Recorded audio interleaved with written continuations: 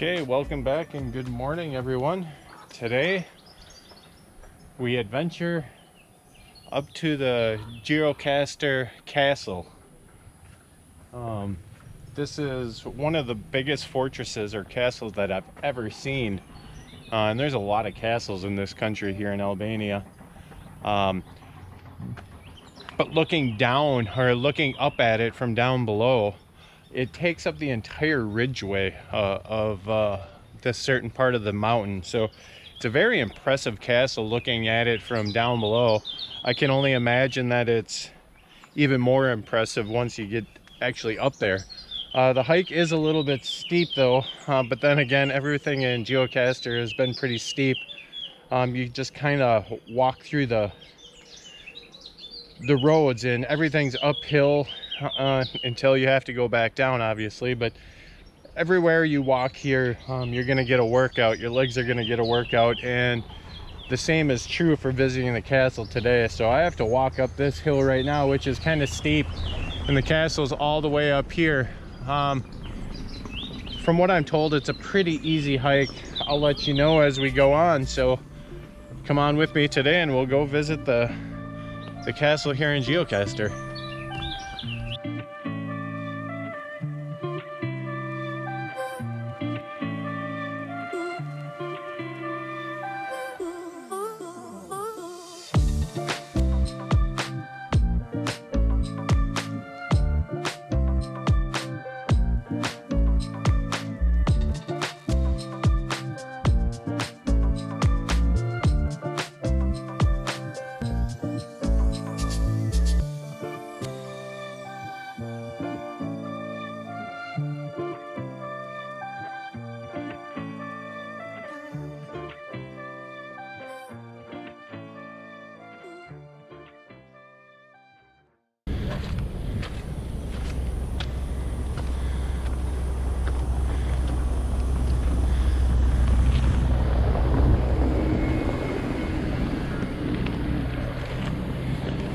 It may be a steep climb, but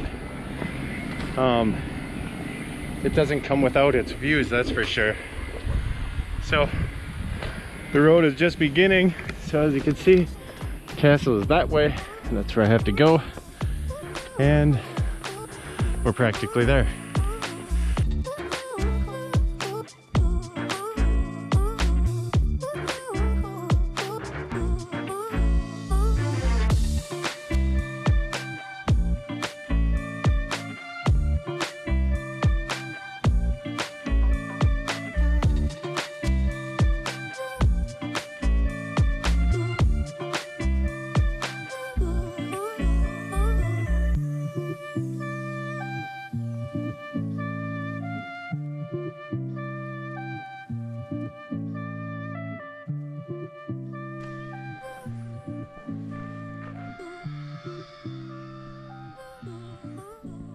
I believe this is like the furnace system in here. It would heat the entire castle. Maybe not the entire castle, but a good portion of this part of the castle. So you can see like the chimney. I believe that's what it's for. The sign that I saw on the bottom or on the top of the stairs showed, you know, they would put fire underneath those. I'm guessing that would just heat up all of that clay on top, which isn't there anymore, and obviously the heat would all rise. Very cool.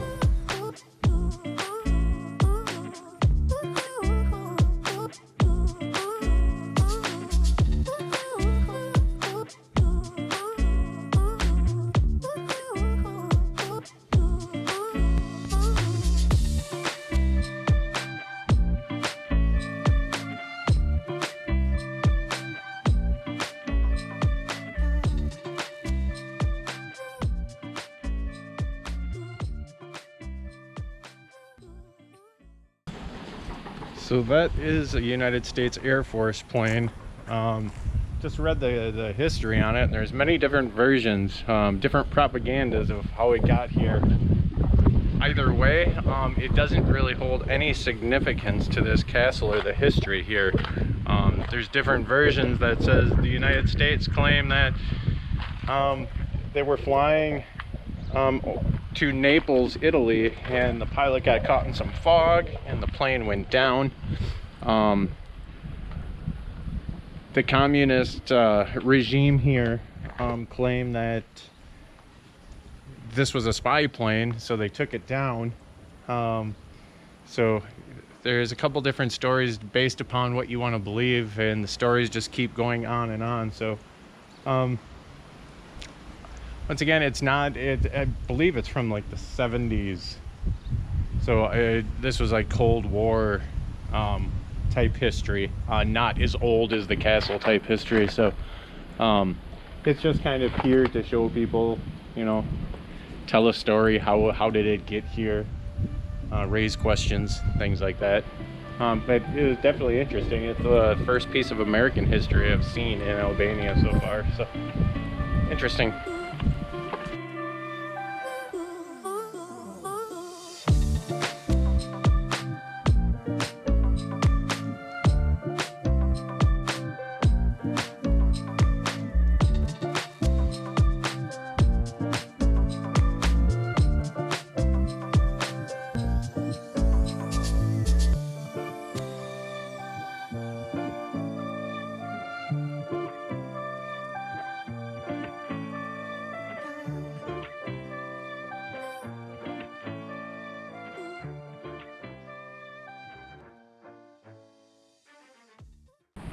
As you can see, the clock tower behind me, this was definitely one thing that I definitely want to get up close to while I was here, because my view from my Airbnb last night, I could sit on the balcony and look at this clock tower. This is all lit up at night. It just looks spectacular.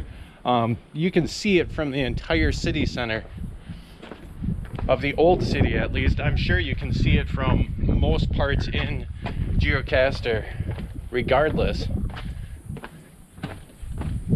but this is all lit up at night. You can see the lights are all set up here, which is definitely going to make for a good photograph. And you can tell that we're getting to basically the edge of the castle here. A little bit of information that I gained when I first walked in to the museum.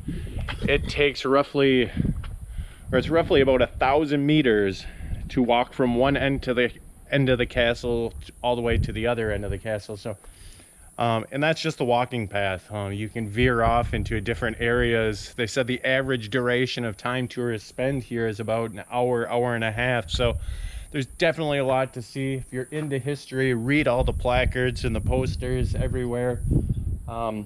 Because like the US airplane, it didn't really have any significance to this castle, but it was an interesting story, and the place is filled with interesting stories. So I can't wait to read up on this clock, if it has any real significance, or if it's actually as old as the castle itself. But I definitely think so. And once again, you're on top of the world here in Gjirokaster. The views are just amazing.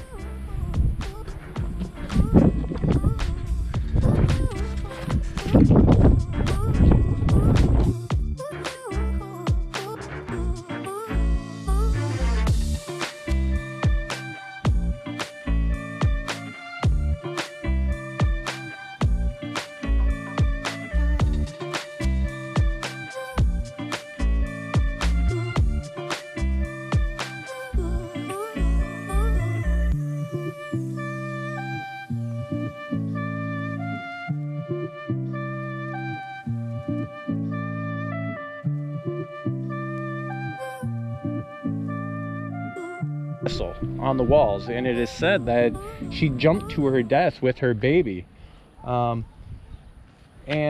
she died, but the baby seemed to have survived. And it also says the child survived, and where the princess fell, milk flowered from the rocks to feed her baby. So they're saying milk came out of the rocks to feed her baby, to keep it alive. and at the foot of the castle walls. And so they say on the bottom here, the limestone rock is just covered in calcium deposits. So some historians believe that this story might actually be true. Definitely an interesting story. Talk about not wanting to give yourself up to the Ottomans. Just jump to your death. I guess you could take some pride in that, but interesting story nonetheless.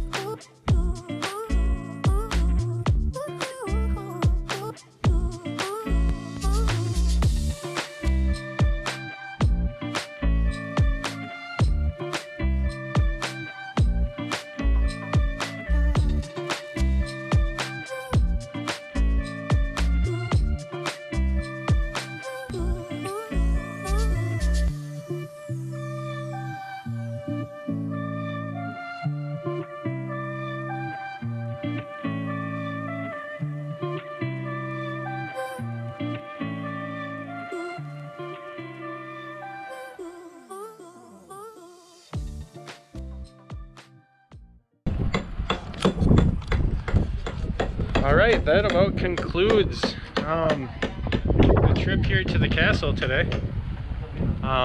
It was 500 lek to get in, 400 for the museum, which I have 400 lek for the museum, and 50 lek to use the bathroom. So in total 950 lek, which is equivalent to about $9.50 American. So I think it was definitely well worth it. I spent probably 2 hours in here. A lot of history, and you need most of that time, like I was saying, to walk from one end to the other. It's just a massive complex, going from reading things into the museum to walking outdoors. There's just so much to see here, so much history, and so much you know, ruins basically is what they are. Definitely glad I came, and definitely something you should put on your to-do list if you're visiting Gjirokaster. So this is about does it for today. The castle, I'm going to be heading out of Gjirokaster right now. I'm going to be going to a different city on my way back to Vlora. So thanks for watching again, and have a good day.